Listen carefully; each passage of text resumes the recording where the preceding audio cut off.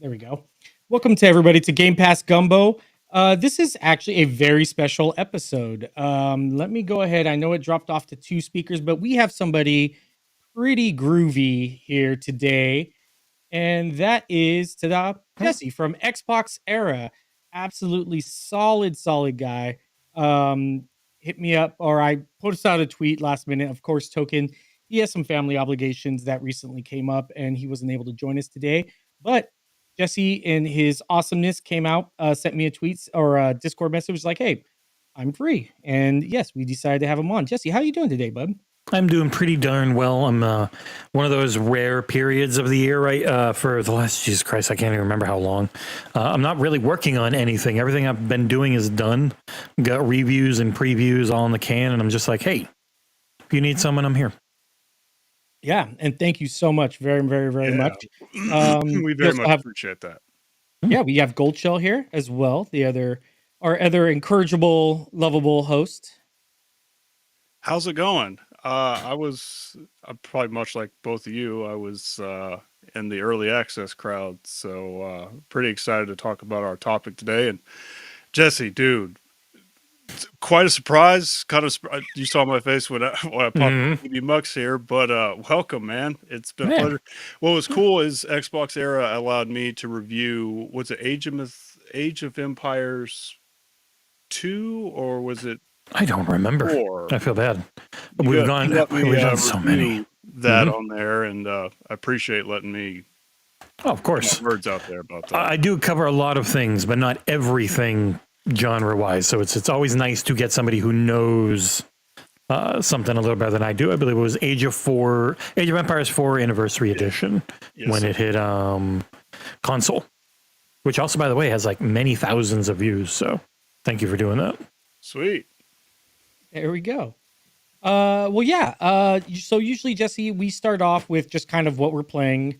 Just a quick introduction of what we're playing for this month. I'll start off. Usually, of course, Avowed, what we've been talking about, the discussion of the show today, is Avowed. And then also Lies of P. I recently started back up a few days ago. I saw that with the DLC that's coming out.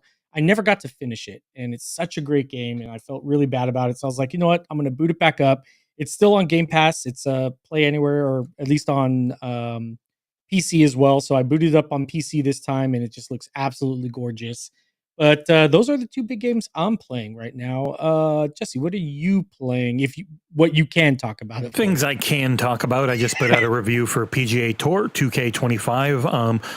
People who have played that series in the golf club a lot seem to be happy with it. It is a potentially glitchy, buggy mess on Xbox, so I would keep an eye on that, see how people are talking about it, maybe on the Reddits. I wasn't a big fan.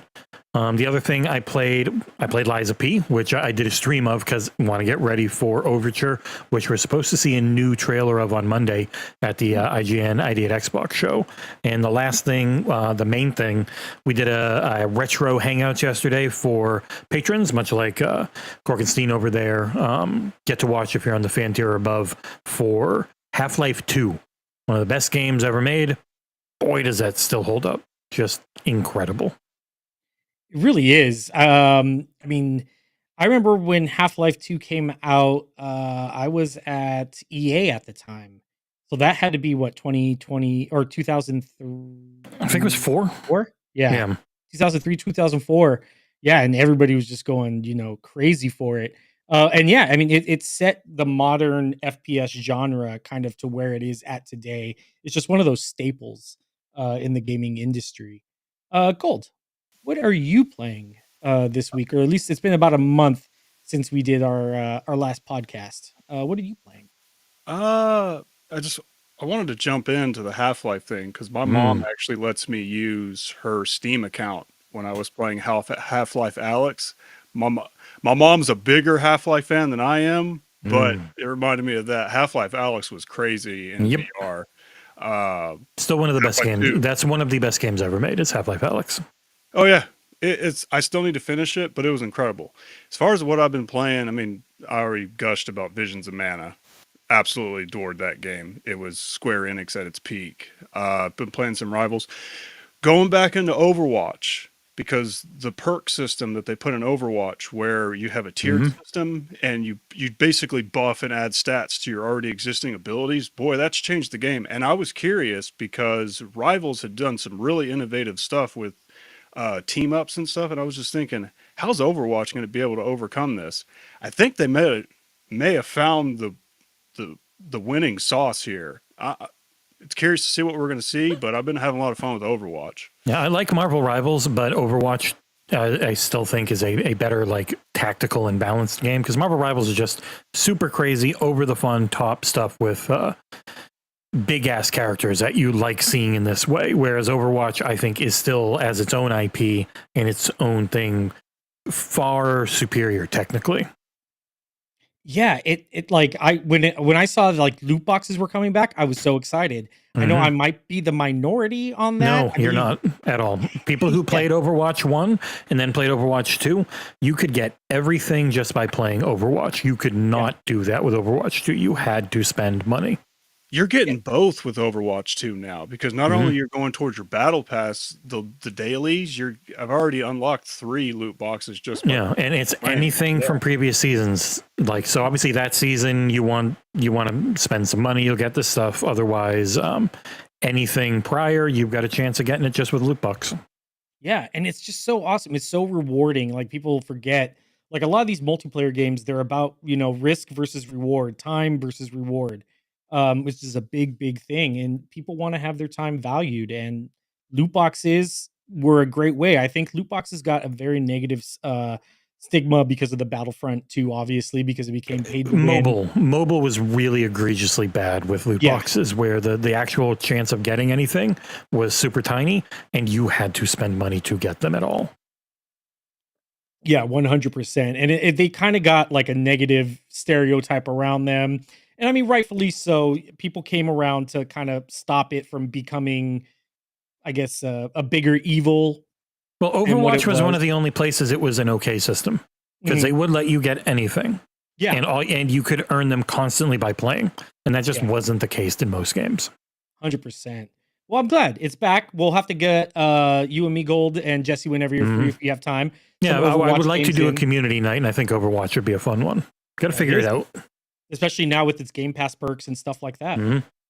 Awesome. I've been itching to get some crews in for Overwatch, so I might be hopping on that.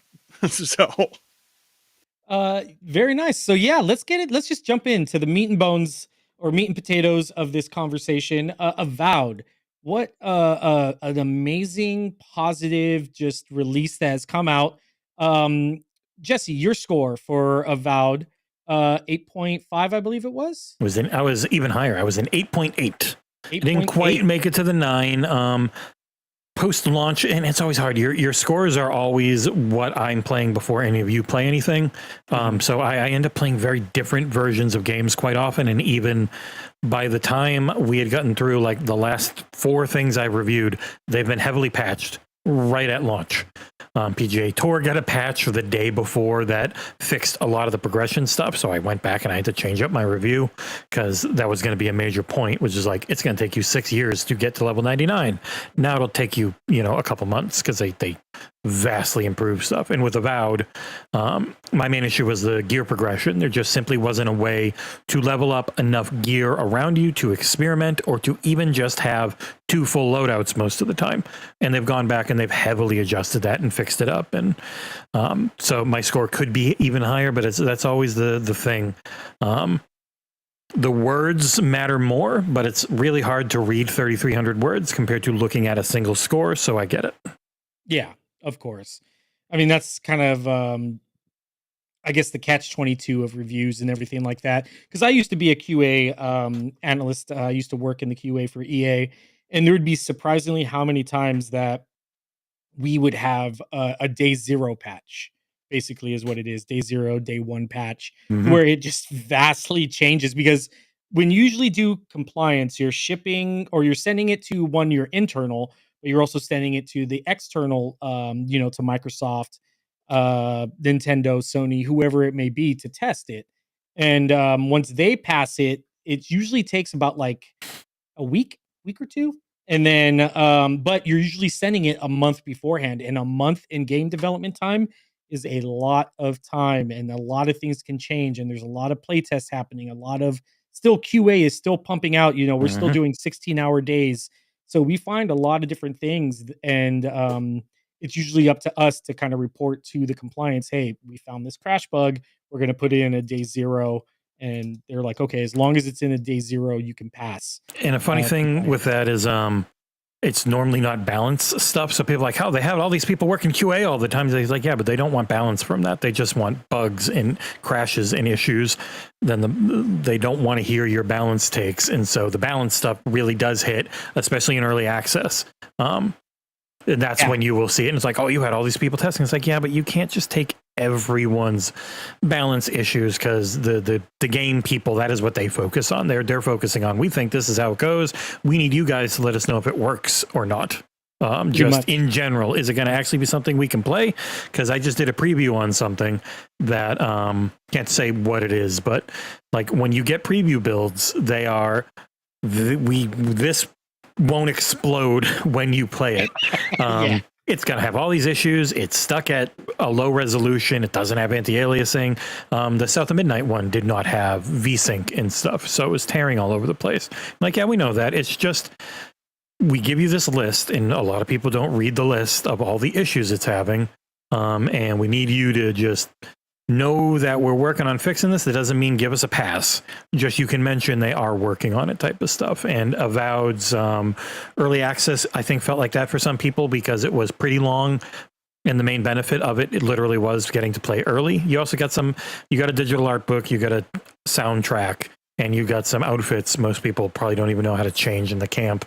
But mostly it was just playing early. And then people were like, oh, I feel like I paid to beta test. And it was like, yeah, maybe next time don't do it. Yeah, because in QA, they especially at Tiburon for Madden, they specifically were told, the QA from people I've talked to and worked with, like, we don't care that the Patriots are your favorite team or whoever your favorite team is. We don't care. You're not here to balance test. You're here to make sure that, things aren't broken. So leave the balance bugs alone. And we've been told, even other projects I've been on too, you're not here to balance test. You're here to make sure the game's actually like they have their own thing for balance work.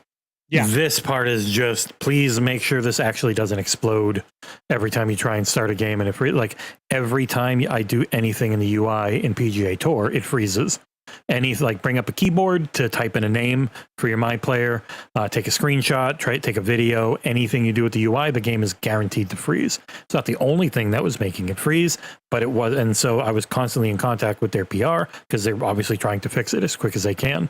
And they're like, we haven't heard it from other people, but then it turns out reviews come out and like, yeah, it was freezing for me all the time on Xbox. And I'm like, God damn it, just tell us so we can try and fix it. And it's like, that's why we're here. And we're always emailing you with, hey, any problems, anything? And it's like, no, Jesse was the only one who messaged us that he was having issues. And I walked through a ton of stuff with them trying to figure it out. And they had a patch tonight, I think, or earlier today. Maybe that fixed it. I don't know. I don't have it installed anymore because I'm mentally already on to the next thing.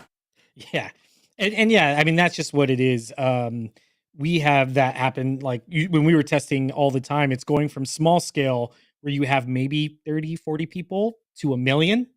And that ramp up right there, you're going to see some crazy bugs that people wonder, like you said earlier, how did they not find this? What is going on? Things. And it's like, well, we don't have 1 million people testing the game. Mm-hmm. So.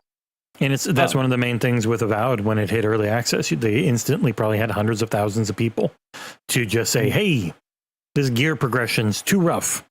And they adjusted it pretty quickly right before it went out to everyone. They were like, okay, the 2 and 1 skulls will do less damage to you and take more damage from you. 3 skulls, you're still going to want to, because the way the gear progression works, common, keen, and then it goes up. So you got white, blue, purple, fuchsia, orange, like orangey, yellow, red, gold, legendary. So you got that purple, then you got that almost red fuchsia-y, and then you've got your gold. And each tier, depending on how far, and each tier also has like 3 levels of power. And so depending on how far you are from the NPC above you, you see this little skull over him. And in the very first version of the game, 1 skull meant it took 3 times as long to kill them. And now it's a lot better than that. So, Oh yeah, yeah. They actually just recently released a patch yesterday, I believe, that added a bunch. And then even before, there was another patch before that. yeah. That also fixed a lot of different things. Yeah, we played one version of the game. Then they had an early access patch that fixed a lot of the issues I had, but it happens every friggin' time, it seems. And then they had the full launch patch, which fixed even more. So, And yeah, it seems like everybody is loving this game, Avowed, and rightfully so. I think it's probably one of Obsidian's best right now, not just because it's new, but they do a lot of things where they add a lot of quality of life improvements to the genre itself. mhm. Even per Jason Schreier, let me head over to this real quick. Which we had Aaron Greenberg, he added in. Yeah, he added in. Let me add you real quick because I wasn't expecting. There we go. Ah! Let me just go and put this down over there. Sorry, guys. I wasn't expecting this with Jesse here. It's so awesome that he is um, here. But yeah, so there it is. Aaron Greenberg, Avowed still effing rules per Jason Schreier. Glowing reviews for this game. It's just amazing. I wasn't kind of too sure, to be honest. I'm going to be honest here. With Avowed, I expected something nice. I expected something good. I didn't really expect it to be as great as it is and as great as that the reviews are saying and how It's had a fun it really is. big glow up. Like Yeah. from the initial time it was shown until what we got to play, it went from looking nice but kind of with combat that looked a little too floaty to looking legitimately gorgeous and having some real hefty weight when you just beat the piss out of something. Yeah, I think I saw that another thing was it went through 2 revisions. I believe somebody posted that earlier today. I got to find the actual link. Carrie Patel had an interview with Jason Schreier, and it was Yes. 2 reboots or 3 reboots, like over 6 years. Like it was that multiplayer co-op thing, and then she came in and essentially it finally gave it the vision of what we have now. Oh yeah. Gold, how are you liking the game so far? What kind of walk us through where are you at right now? What do you think of the game?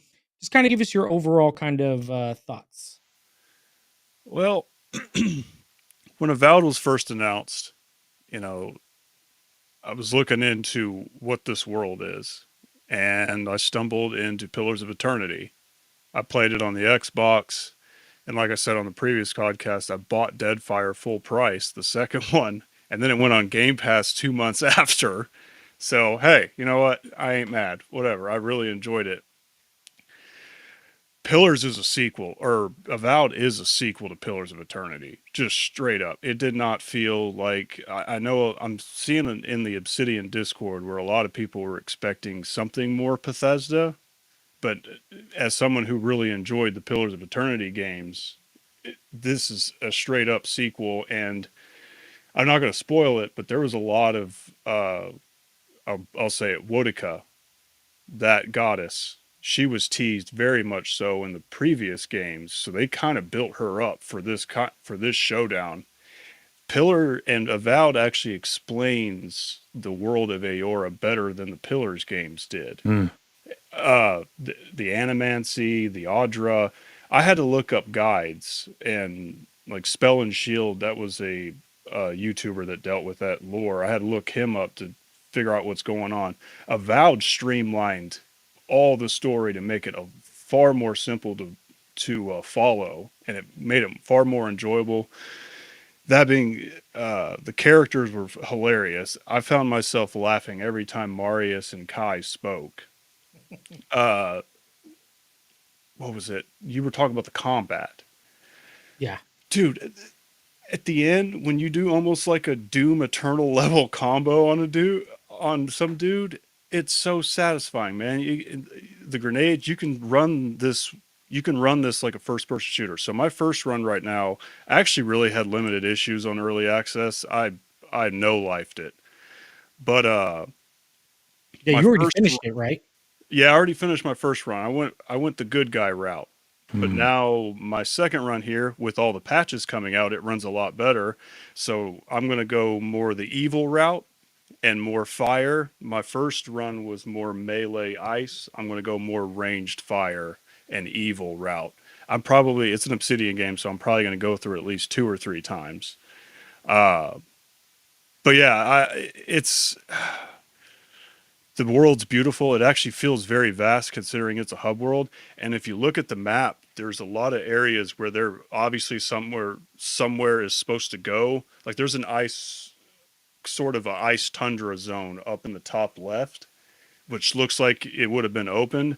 I'm smelling probably 1 or 2 DLCs out of this game, if I'm being honest. And I might be slotting this into masterpiece territory. That's what I got to say on that. Oh no, Yep. definitely. Yeah. What were you gonna say, Jesse? They've talked about they're interested in DLC. They're also interested in a sequel. But it was, God, I think he was on with Podcast Unlocked, Fergus Urquhart. He was like, we have so much creative freedom under Microsoft that we also don't want to ignore that we have other ideas we might want to do. But he definitely sounded like he really wanted to do a sequel. So we'll see. Yeah, it just looks absolutely amazing. Let me switch over here. I got some of my horrible gameplay going on in the background here while we talk about it. Shane G says Avowed is phenomenal. Yes. It is. It very, very is. And you're a big actual like Pillars guy, right, Gold? I remember we've talked previously about it. You're kind of more invested in the world, and Jesse, I believe you are as well. I've heard you talk on the podcast and other things. You guys are very lore heavy into this game. This I am not, by the way. So this is kind of mind blowing to me. How you press X a lot to have it bring up what things mean, which is a very nice addition during dialogue. Yes. I like that. And they have it highlighted for certain things. I was just sitting there going, and then I hit the button. I go, oh, I like the way they present lore. I think more games should go that route. Well, I think this was another thing that I was bringing up earlier. Quality of life improvements for Avowed. There's a lot of great things it does for the genre. No stamina usage on running and traversing and things like that. It's only for combat. Very, very nice. I think Elden Ring, I believe you brought that up to me once, Jesse. I think it was Elden Ring's the same way. I think where it's just once you're out of combat, they stop making everything cost stamina. Like in combat it will, but even in combat they don't bother with in this one. It's just your attacks and your blocking and your parrying and stuff will use it, but you can run and jump and never have to worry about it, which is pretty fun. Oh yeah, definitely. And like you said, the X for bringing up lore, things like that, to kind of get people more invested in the overall backstory of it. Just so many great things and little details as well. I think I showed it in the Xbox Era Discord, which you aptly named the Jesus Shield, or the Jesus Shield, where you could cast Ice Shield on yourself and you can run across water. Like little tiny details like that just kind of make the game more immersive and a lot more fun. I'm trying to think of some other really, really cool things that the game does. Has there been anything for you two that you guys have seen that have really like kind of stuck out and you're kind of like, wow, I wish more games in this genre kind of took this? I'll start with Jesse. You know, a lot of it would just be some of the smarter streamlining. Like there are games like Kingdom Come where it's like a real life, boy, this world sucks to live in as a poor person simulator. It wouldn't make sense, but I guess one of the main issues is there's just not that many first person or even third like fantasy RPG games like this. It's not a big genre. Like I know a lot of people are like, well, it's not a Clockwork World like I liked in Skyrim and Oblivion. It's like that's why Bethesda has their own engine that they use, because this is Unreal. Unreal can't do that type of stuff. But just the respecting of time is always a nice thing in some games. I know it's not going to be a part of everything. Some games are built on the grind. They're built on the difficulty. But I did like finally having something that wasn't super easy, because I just put it on a harder mode once I felt I was too geared for an area, and I bump it up difficulty wise. And it was just a fun story with good writing to go through. My choices mattered, but I didn't have to shape everything. Like, scope is always the hardest thing to figure out in games, and I really liked the scope they chose for this one. It matched what they were going for, and it didn't feel like they were overstretching, which I think a lot of RPGs end up doing when they want to give you all the choice in the world. But again, they don't have their own bespoke engine like Baldur's Gate 3 did. Very nice. Gold, what about you? Has there been anything that, you've kind of seen with the game that you really, really like and that you really want to kind of wish more games may have kind of incorporate into their games from this? And but like Jesse said, there's not a lot of these types of games that come out like this. But hopefully this kind of sets a standard. So in the circle back in the Obsidian Discord, the people that I'm seeing not like it are actually the reasons I'm liking it. So, and I'm seeing a lot of people circle back to Bethesda fans wanting another Skyrim. And Jesse brought up two things that were very important: respecting my time and being streamlined. And I love the fact that you do not get attacked by the guards when you steal, when you just take something. And when you go up, and you'll see this, and Obsidian warns people too.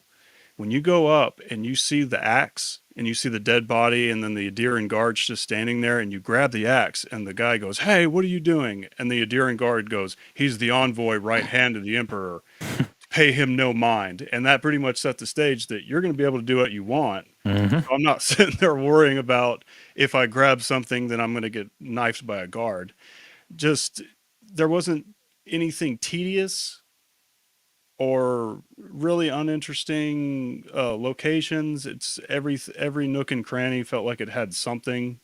Even the potions, those little dopamine hit, you're like, oh sweet, I need those really bad. Even the potions gave you that little jolt of excitement.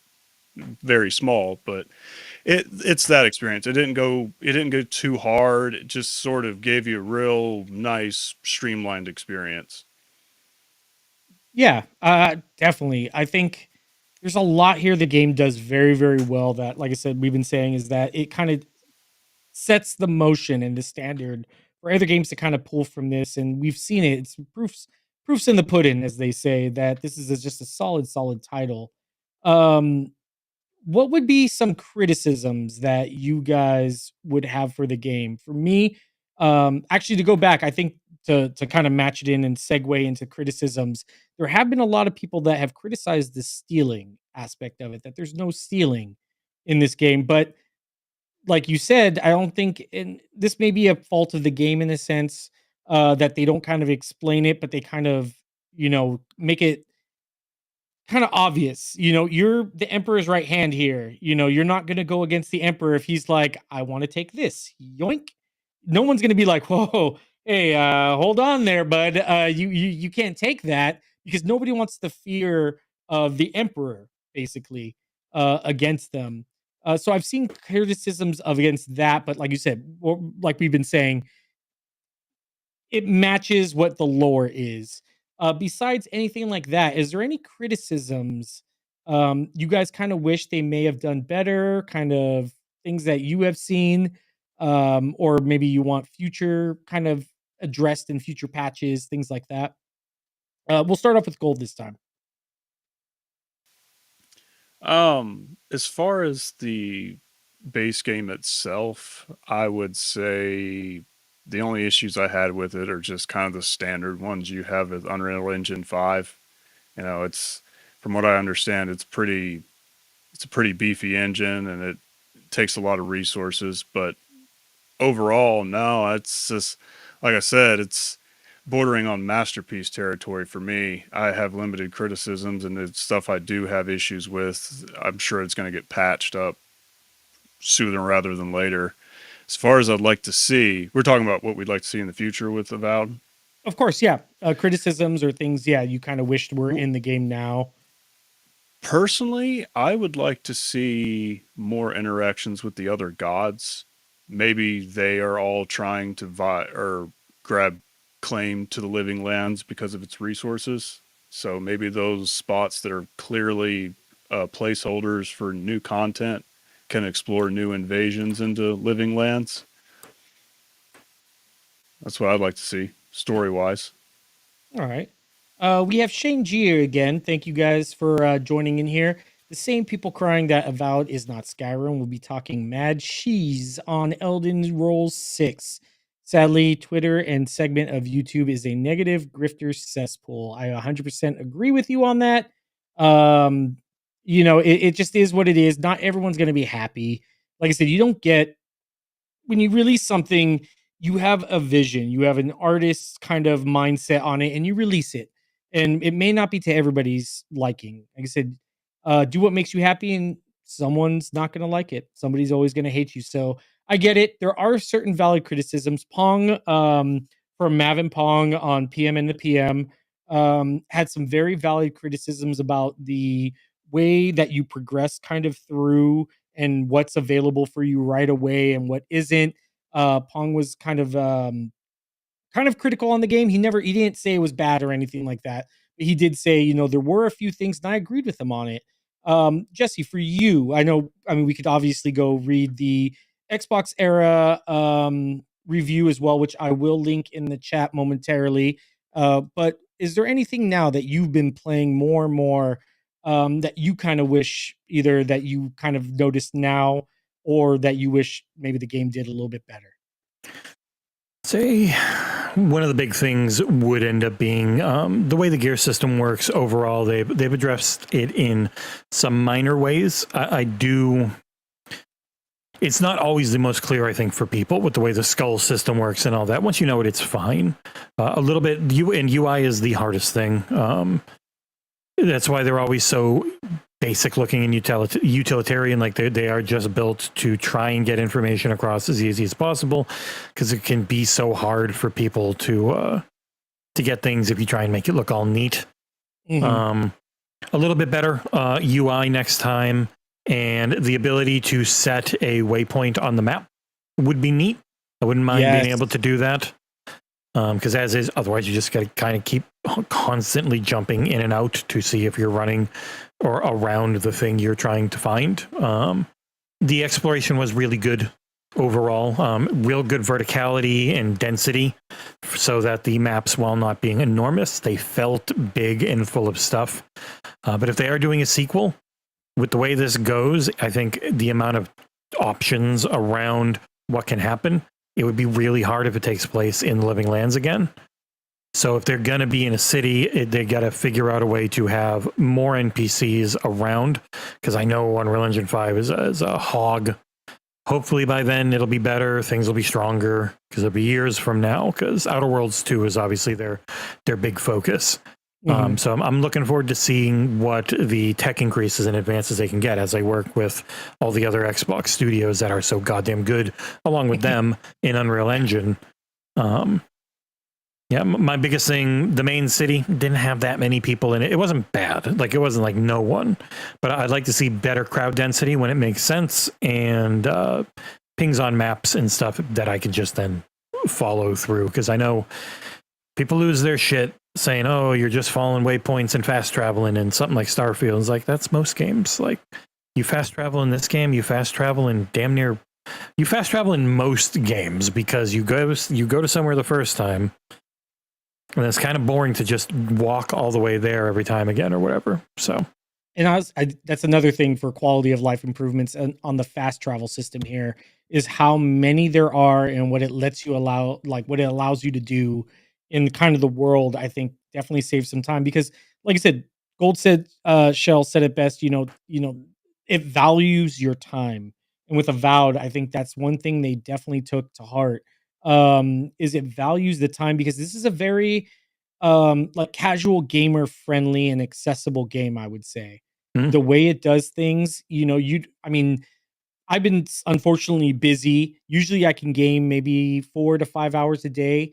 But because of my schedule, I've only been maybe able to get 1 or 2, but I don't feel like I've lost significant value from that, because when I play Avowed, it values my time. I'm in there doing things that make it feel fun, make it feel rewarding in such a short, limited time. And that's going to be for most casual gamers, where they're not going to have that time to spend 8 hours, 6 hours gaming. They may only have 5 hours a week, 6 hours, 8 hours a week, who knows. uh, but the game definitely pays respect to that. um, Speaking of, oh yeah, you got rakes. Oh, sorry. Did you click on that, Gold? Yeah. Okay.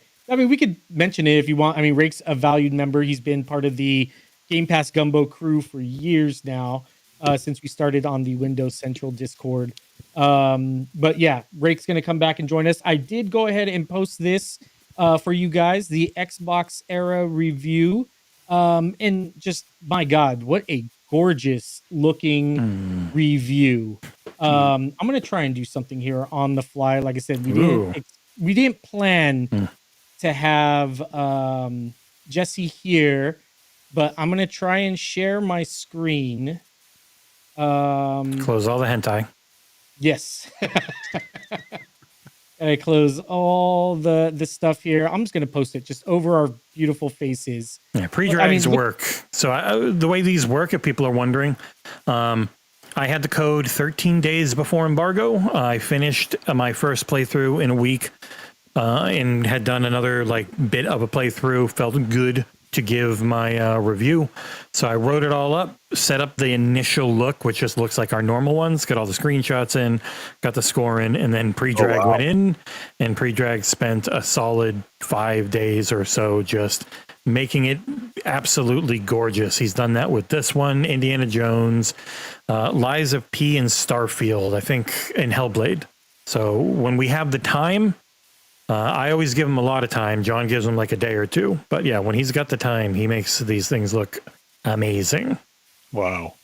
Yeah, this is probably the most gorgeous review I've seen. How to Train Your Envoy. Let's scroll back up. Yeah. Just a really great review. If you guys haven't read it, how many words? I think you said what it was, like 5,000, 4,000, somewhere around there. No, this one was a little less. I can open up the doc file right now and see sorry, exactly. I thought you had it ready. Sorry. I said it earlier, but I might be wrong. It was just a hair over 3,000. Very nice. Very nice. And there you guys go. You have Clobrils here.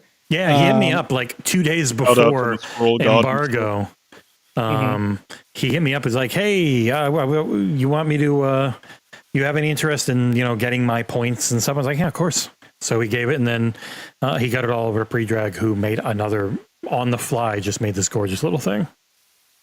Very nice. So yeah, Clobril gave it an 8.6. You guys from Xbox Era gave it an 8.8. Yeah, we are now top critics on Open Critics, so our 8.8 matters. I did see that. 1/80th of the score on Open Critic, so mega boost. Very nice. And yeah, congratulations on that, sir. Thank you. It's been something very, very well deserved. Let me see if I can. Nope. All right. This is definitely something, like I said, on the fly. I have no idea what I'm doing here. You probably have to unshare if I had to guess. I don't know how EVMux works, but there we go. Yeah, definitely very well deserved for you guys. Thank you. Hands down, probably one of the best, most honest review sites that I've been fortunate enough to find and read and partake in as well. So well deserved. I'm an optimist, and I like to think most are honest. They just might have really bad taste.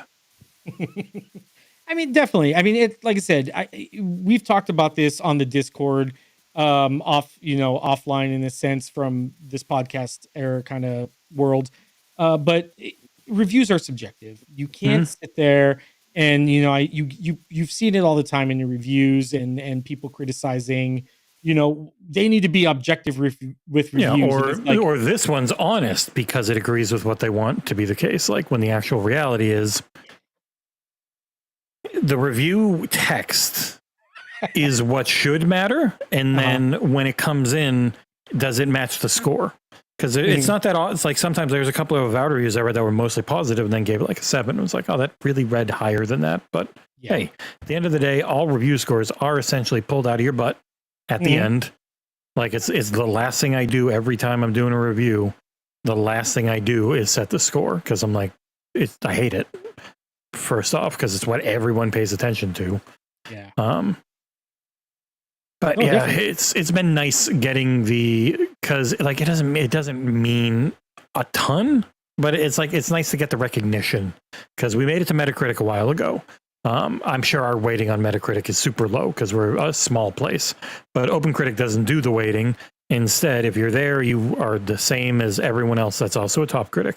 So it just ends up being a lot harder to get there. So it took some time. We're at 746 reviews with the site really doing a lot of them in 2021. Like there were a handful in 2020. There were a couple in 2019, but it's essentially been roughly 4 years of getting that many done as almost primarily volunteer website. So it's been Very good. well done. Definitely give you guys a good clap on that because it's very well deserved. So we saw Clobriel 8.6. We see Jesse 8.8. Gold. If you had to give a review to Avowed, what would be your review? Cons and pros? I'm gonna give it a 9.5. Paris is I think Paris gave it a 9.5. Yeah, Mhm. I'm with Paris, and I'm assuming Cog probably has a similar review from Iron Mhm. Lords, because they're both real big Obsidian guys. The only, like I said, the 0.5 issues are the issues that I have. That's probably really not Avowed's fault. It may be more of an Unreal Engine issue. But it's an excellent follow up lore wise to Pillars of Eternity. The combat is satisfying, fun. You can switch on a fly. You're not locked into it. That's another streamlined feature. You're not locked into the class that you select like you are in Warcraft. You can seamlessly switch between. The dialogue's great, hilarious. The characters are funny, yet they actually have backstory you care about, very much like the Outer Worlds. They're very useful. Um, yeah, and then the world's beautiful. 9.5. Very nice. Yeah, no, definitely. I agree. For me, the review, I would say if I had to give it, it'd be roughly probably an 8.5 to 9 for me. I think there's definitely things that the game can do a lot better in terms of the AI, which of course can be patched or with mods and things like that. But for its initial release, I'd say the AI kind of needs a little bit more work. Um, Overall, though, yeah, if I had to lean more to an 8.5 or 9, I'd lean more to the 9. I think it does a lot of great things that I just wish more games kind of took inspiration from and, like you said, valued the player's time. With that, if you guys are in the chat, please post what you guys think the review score would be, or what it is, or what you guys wish kind of did more or better, things like that. But as far as we go, I think Gold, did you have anything else you want to kind of add to this Avowed discussion? Or Jesse, being the guest of honor? Yeah, I would just say thanks for having me. It was fun to hop in to cover for you guys when you needed someone. It Yeah. was definitely fun to have it. I know probably Token is going to be screaming into his pillow and throwing air punches when he He can take solace. It only happened because he wasn't around. If he was, yeah, I would have been probably asleep on that couch right next to me. definitely. Yeah, because you've been reading the Halo book, things like that. You've been doing other things as well.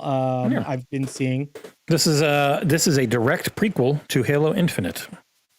Oh, It came out a couple days ago. I'm still going through it. I was super gosh darn busy, so I have not got it yet. Probably too late to do a review, but you never know. Yeah, I only mentioned it because we've talked on the Discord as well. For those, I will actually post that link. Please join this Discord. It is hands down one of the best Discords that I've been a part of. For in anyone, recent by the years. way, I know people always see Xbox in the name and think, "Oh, you must be jerks." It's like, no, I've had to fight against that. Toxic positivity is no better than toxic negativity. uh-huh. And no console 100%. warn. I kill you. But yeah, Goldshell, anything you want to kind of end off on for this before we do our goodbyes and we let Jesse kind of promote Xbox Era and things like that? I wanted to touch a base on the PlayStation Showcase just real quick. A couple of the really exciting Oh things yeah. I saw on that.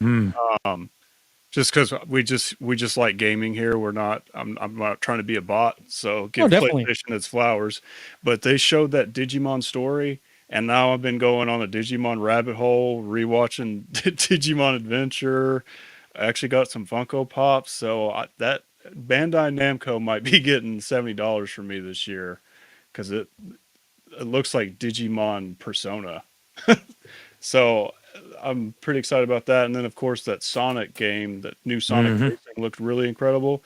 And then Borderlands 4, baby. Someone, Take Two is going to get $70 more out of me for that one. At So, least they like their Yeah. DLC. mhm. Yeah. I usually buy the Ultimate Edition for Borderlands. I just love the series as a whole. So yeah, definitely bare minimum 70 for me. I just hope it has a better story than the last one. It was so disappointing. Me too. Tiny Oh, Tina Wonderland had a pretty okay story. Yep, no, Tiny Tina's Wonderland was a better game. 3 was 100%. dumb. 2 was Handsome Jack's one of the best.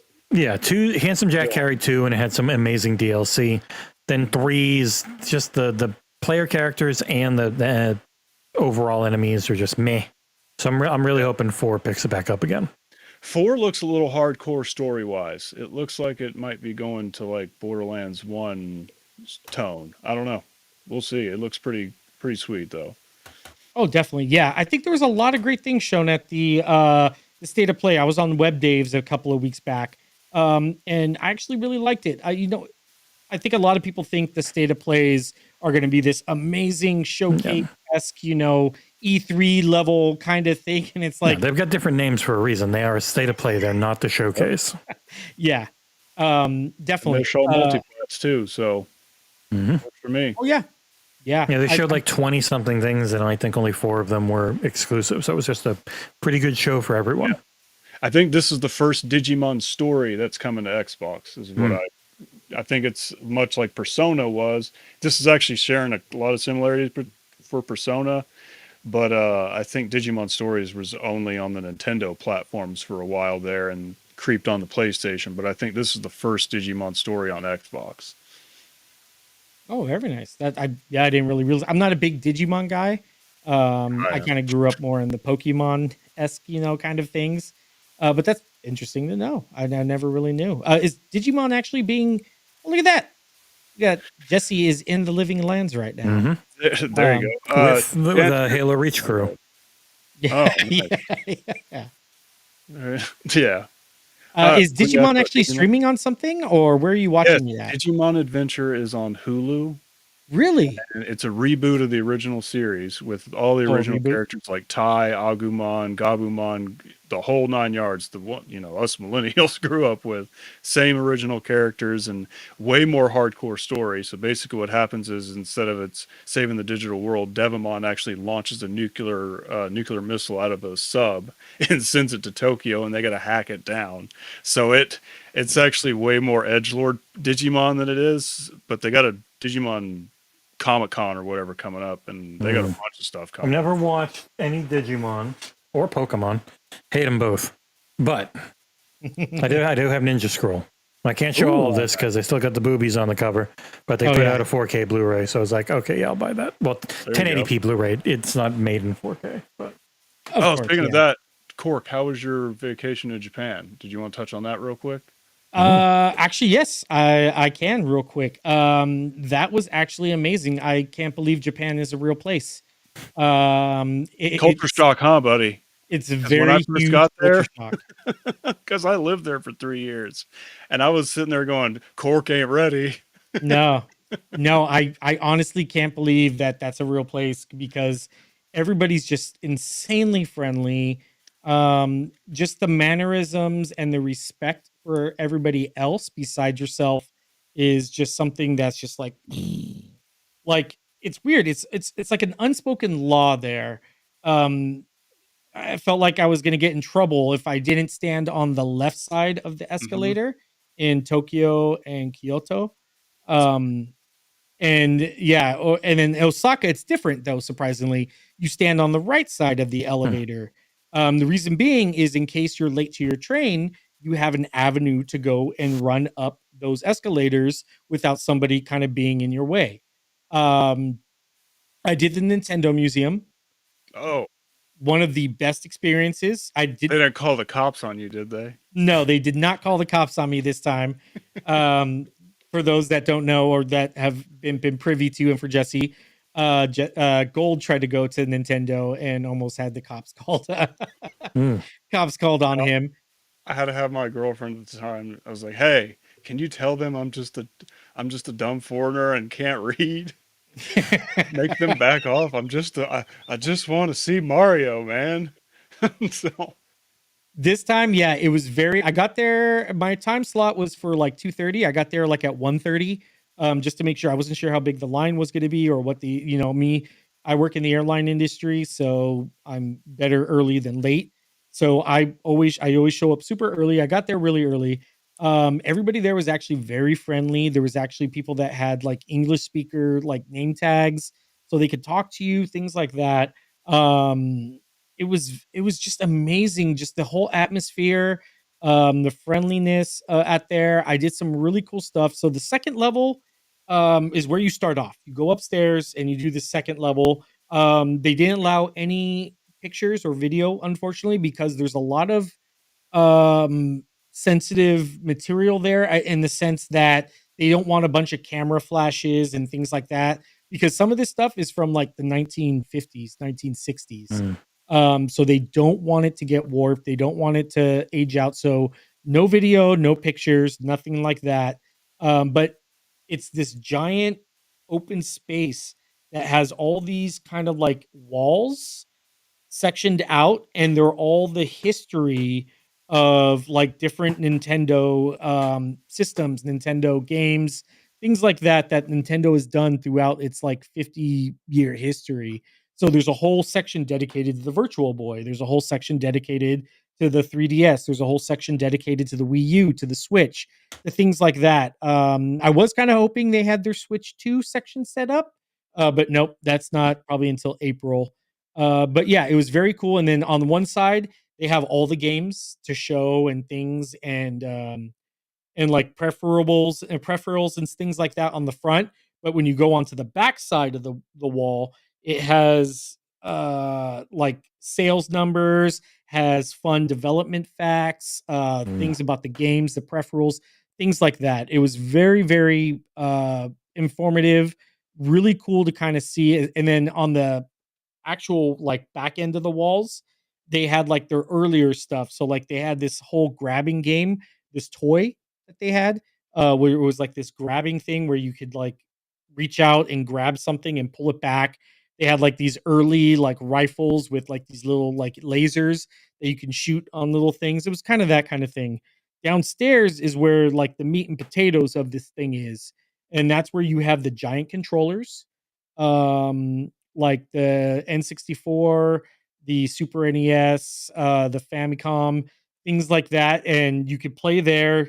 You get 10 coins, and each thing has its own level of like coin cost. So the big giant controllers are 2. They had another one where you could do this AR kind of shooting gallery thing. So they had the giant like Super Nintendo bazooka, as well as the NES gun. So that was kind of cool. So I did that. They had another ones where it's AR, so you have to like make positions. So I'm in camera. You had to like make positions with your hands for people to walk across. What else did they have? They had some they really had cool stuff. they What had was that? something when I was they had something when I was there. It was in the Sega building, and I want to say it was Total War, where you actually got physical cards, and it was a screen, and you put those physical cards on the screen, and you were actually moving your armies around. Hmm. I tried to go Oh, through my Sony camera to see if I had taken pictures of it or videos of it. I guess I was too drunk and didn't. So Yes, they do actually have a second building. So if you are going to Japan and you're going to do the Nintendo Museum, do this. Go to the second building. When you walk in, they're going to have the main building to the left. You're going to have a side building in front of you to the rightish, kind of. On the bottom floor of the right building is the cafe, and that's where you can get food and things like that. On top of that is a whole nother level of interactive stuff. So they have one where it's this AR game where you can actually put cards and stuff that you mentioned it. You can actually put Oh, cards on this like 3D projected thing on the floor, and the world board kind of reacts to what you're putting onto it. Does it until it reads it, and then it will react to what you're doing. So it's all kind of like this virtual AR-ish kind of simulator, and it actually reacts to what you're doing while you're putting stuff down onto the floorboard of this card game. They did have another one where you actually make this painting. I'm trying to remember where I have mine. Actually, yeah, go ahead, Gold. Do you mind just taking over real quick, talking yeah. about something real quick? I'm gonna go grab something. 1 second. I want to know, did they have a gigantic, awful controlling mouse as a tribute to Mario Paint? That is what I remember renting for our Super Nintendo. You brought up a good point. Now with the new Joy-Con mouse, we can see some interesting stuff with Mario Paint. It'll be an NSO. They'll finally bring it back. Well, there you go. And here's another thing I was thinking about with the Switch 2. With the mouse capabilities, how many PC games do you think are going to come over to Switch 2? A handful, because you don't have a keyboard. So it can help. You could have a peripheral. Maybe. Oh. But like it's not, that's not their audience really. So I have been curious why. They must have some cool ideas of their own. Yeah. But if I know them, their cool ideas on their own will be really cool for their games, and almost no one else will support it. Just the way it always ends up going. You're right. I like to be wrong. They did have this really cool thing here. So I got it right here.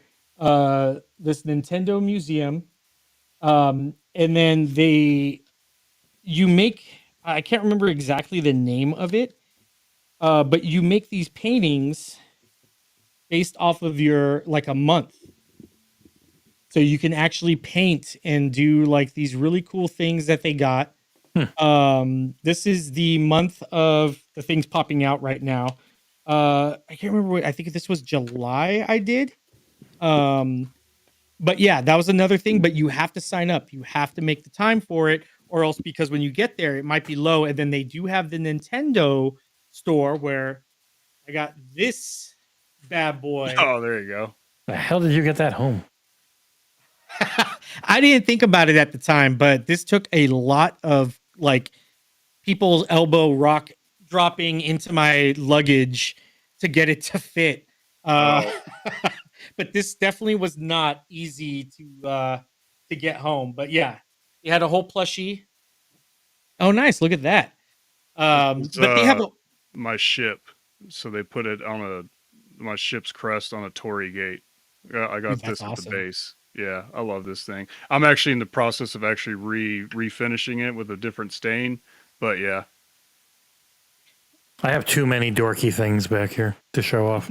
And I can do for the extra life, which, we always do every year. Yes. We broke $2,000, so they sent a custom-made Xbox controller that's never going to be used ever because it's too goddamn pretty. That is a very nice controller. I'm still waiting for John to do his 24-hour stream of Alien Isolation. We're trying to get him to the point of for Gold Shell. We're trying to get John to the point of Jeff in Half-Life Alyx, and then force him to stream that level where he has to hang out with Jeff because he will shit his pants. He is. He's not a big horror guy. And Jeff is terrifying. But yeah, that was my experience with Japan. I do want to be respectful of Jesse's time. He was super awesome to kind of do this last minute. Thank you very, very much. You're welcome. Again, I sent the link out for everybody. I'll send it one more time for you guys in the disc who want to join the Xbox Era Discord. Again, one of the best Xbox Era Discords. Jesse, what do you have in the pipeline that you can talk about? And if there's any links you want to share, you're more It's than just welcome to. xboxera.com. You can find all our shiz there. We actually have a fair amount of merchandise we're really bad about promoting. All pre-drag artwork. I've got one review coming this week, very early on Monday.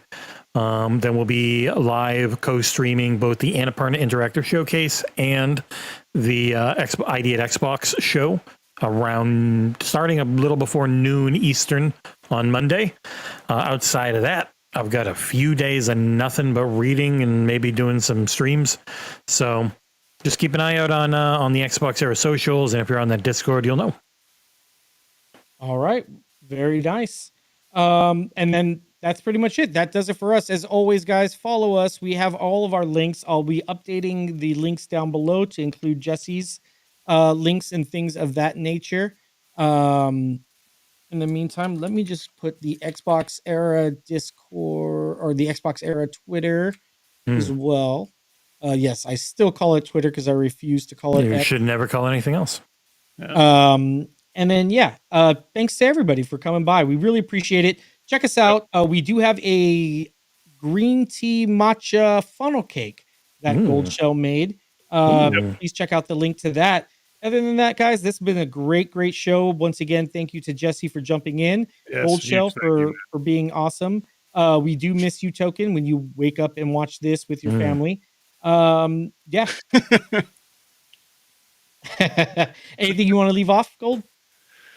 No, Jesse, thanks, man. We really appreciate this. This is cool. It was my pleasure. Always a pleasure. Xbox Era doing the heavy lifting, trying to keep the Xbox community positive with all the in the sea of negativity right now. Gaming's good right now, and yeah. All right, guys. Well, as always, like we like to leave off on, eat, game, be happy. Enjoy, guys. See you guys on the next episode of Game Pass Gumbo.